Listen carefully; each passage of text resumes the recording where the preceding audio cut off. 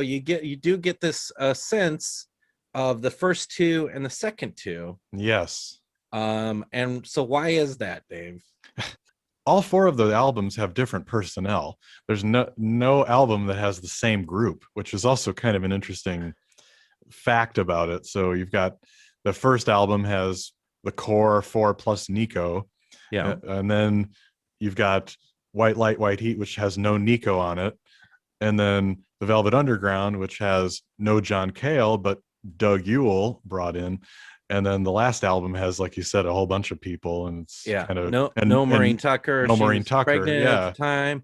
But the big difference, I think, and this brings us to a question here. One of our big you have the first two albums with John Cale playing bass and viola and singing, and then the other two albums that don't have him on it. And so my question that I've always wondered about is, in your case, which Velvet Underground do you prefer, with John Cale or without John Cale? Ooh, it's tough because I really enjoy the third album a lot, and I really, really love some of the tracks on the fourth album. But I got to go with John Cale, because with John Cale, they're more experimental, more pushing the boundaries. Mm-hmm.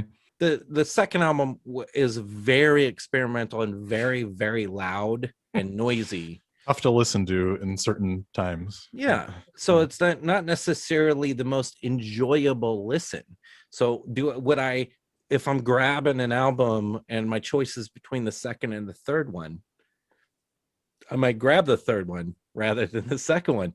However, the ideas that are in the second one, the ideas that are in the first one, the subject matter that is in those, and not just that, but Lou got started and hooked up with John, and John helped Lou out. Yeah.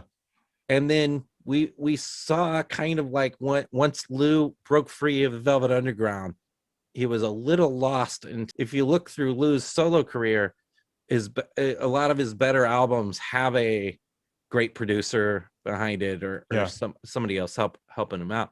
Not to say that Lou's solo career isn't also great, but we'll get to Lou's solo career another time, some other time. But I think John Cale, like for instance, they would take tunes and then detune them. Mm-hmm. And I think a lot of that came from Cale's training.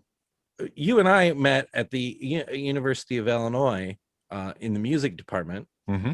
And we were exposed to a different type of music than a lot of people get exposed to. And I think John Cale similarly exposed to more avant-garde music. Yes, so where we went to school was very avant-garde and still is in some ways, but it was, I think John Cale would have been right at home at U of I, kind of with some of the composition faculty and some of the ideas that were going on there. And that does come into the first two albums a lot. Are they comfortable listens, the first two albums? Not always, no. Right.